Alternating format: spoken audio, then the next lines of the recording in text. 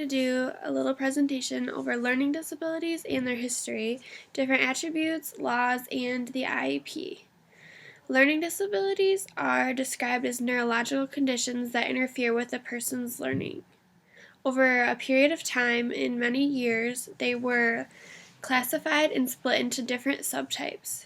Samuel Orton, Anna Gillingham, Bessie Stillman, Romalda Spalding, and Grace Fernald were huge contributors in the field of learning disabilities. PL 94-142, that law guarantees that each handicapped child from ages 3 to 21 will receive free and appropriate education in the least restrictive environment. Section 504 is designed to help students who don't qualify under IDEA. Different factors contributed to learning disabilities are that they can be inherited and they increase when there are difficult pregnancies. Women who have troubled pregnancies are more likely to have a child who is categorized or has a learning disability. Also, prenatal conditions can be harmful to children too, such as alcohol, drugs, and cigarettes. A large indication of a learning disability is perceptual deficit. 3 co-occurring conditions are ADHD, conduct disorder, and Tourette's syndrome. The least restrictive setting would be for the child to receive special ed services within the regular classroom. The central nervous system is responsible for all learning, and different parts work together to perform different tasks. So there are many different parts of the brain, and they all have a different job. In all their jobs, they work together to perform larger tasks. Injuries from car accidents, sports, or different falls can have major effects on learning and on the brain. Structural differences in brains with children with autism are strongly heritable. Symptoms of ADHD are caused by the brain's inconsistent processing of sensory input. Learning disabilities can be caused by biochemical irregularities.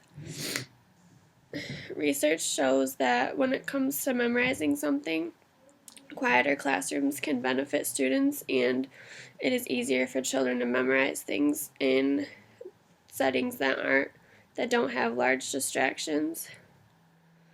Phonological processing refers to children who may have trouble consistently spelling words correctly or putting words together while they're reading. Parents have the right to be involved throughout the evaluation and planning process. It is really important for the teacher to build relationships with the parents. Section 504 is designed to prevent discrimination against those who have disabilities. And IDEA is designed to provide government services to those with disabilities.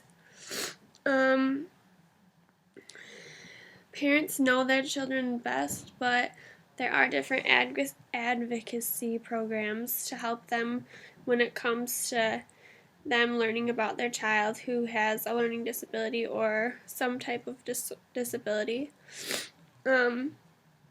Students and teachers have many rights. Some of those rights are for students that they can receive due process if they get in trouble, that they be respected and treated fairly, they be a part of a safe and learning environment and receive free and appropriate education, and be provided accommodations for their learning disabilities. Some teachers' rights may include that they be respected by their students and that they get to work in a safe environment also and have the right to be able to teach. Teachers are obligated to notify parents before beginning the evaluation process to set up an IEP. It is also important for teachers to follow all guidelines on an IEP and understand the parents and the rights that they have. The purpose of a behavior intervention plan is to identify why problem behavior is occurring within a student or throughout the classroom. And throughout the IEP process, there are different teams that can meet. For example, there's a multidisciplinary evaluation team. This team evaluates and reevaluates the process to determine the eligibility for the special education services. There's also a team that reviews the data. There's an individual education planning team, and they review the needs of the student to make sure that the learning program and the teacher meet the needs that they are required to meet for that student. So throughout this process, there are very strict and different obligations from the teacher, the parents, and the students. It's important that each individual knows their job so the student can get and receive the best education towards their disability.